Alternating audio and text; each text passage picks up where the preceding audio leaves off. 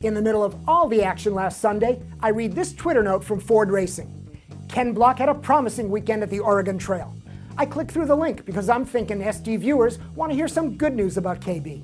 Then I read the rest of the sentence, quote, that ended abruptly when Block rolled down an embankment. Block and co-driver were unhurt, but the Fiesta sustained significant damage and was unable to continue. And here we go again. And for that BS tweet, Ford Racing, aka their Ken Block coverage, and Ken Block proper earns dead to me positions 4 and 5. Ford actually wrote their own reason for dead to me honors.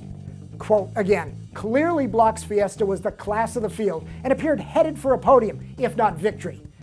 Ouch, on their own driver. So Block has Portugal WRC May 28 through 30, and the Rally America Susquehannock Trail June 4 through 5. Hide the kids in the breakables. I'll still show KB videos, but not KB's rally action. Instead, what say we follow the Ford parts truck that delivers to KB's shop? That Transit Connect van probably has covered more miles than Block has.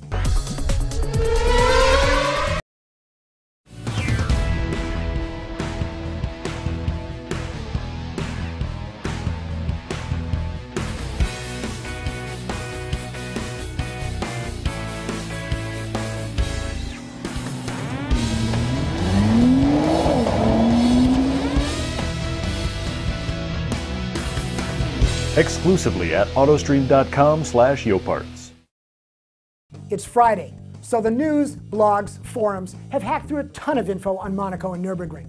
So from me, only one observation for each.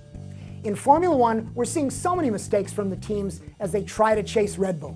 But this is simply due to the pressure of the phenomenal pace Webber, Vettel, Newey, and team are laying down.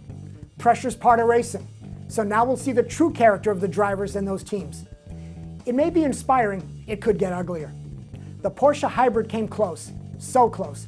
Only 1 hour 15 more and P1 was done. The hybrid drive flywheel system did not break. Something in the motor did. But it reminds me of this 2007 Corvette Racing Le Mans story. CR didn't win that year because the Aston Martins were faster. To make up for the speed, Corvette decided to install a cylinder shutdown system to save fuel on yellow flags and make less pit stops. First yellow, car number 64 DNFs.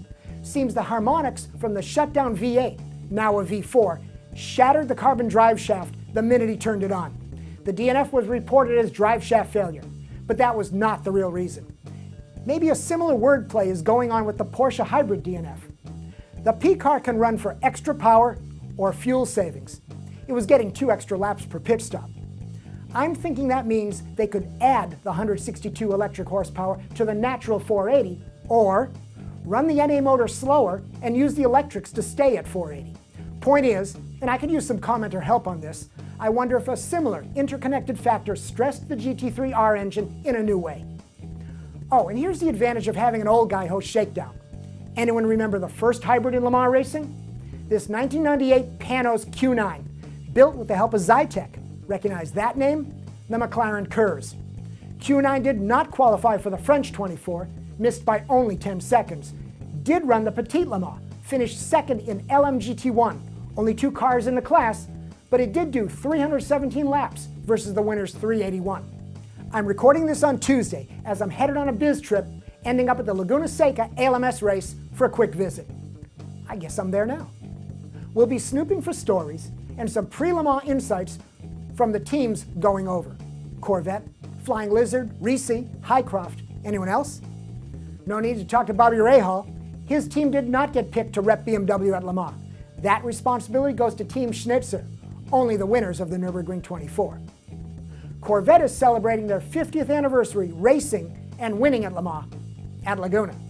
And they always make a big deal about how this validates the car. But here's my call to action for GM.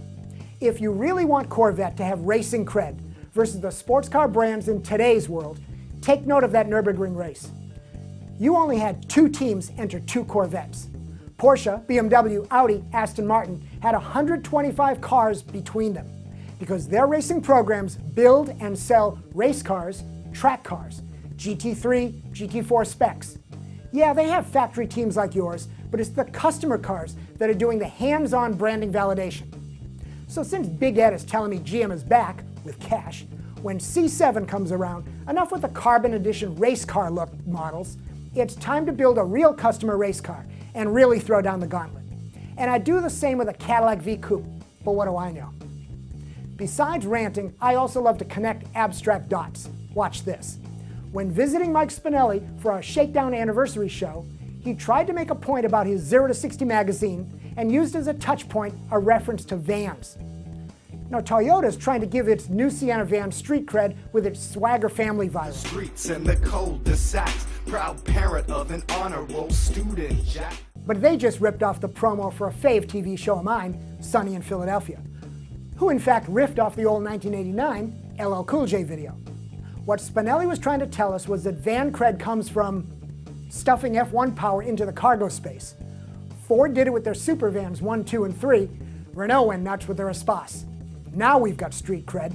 Hey JF, this week's mashup, please.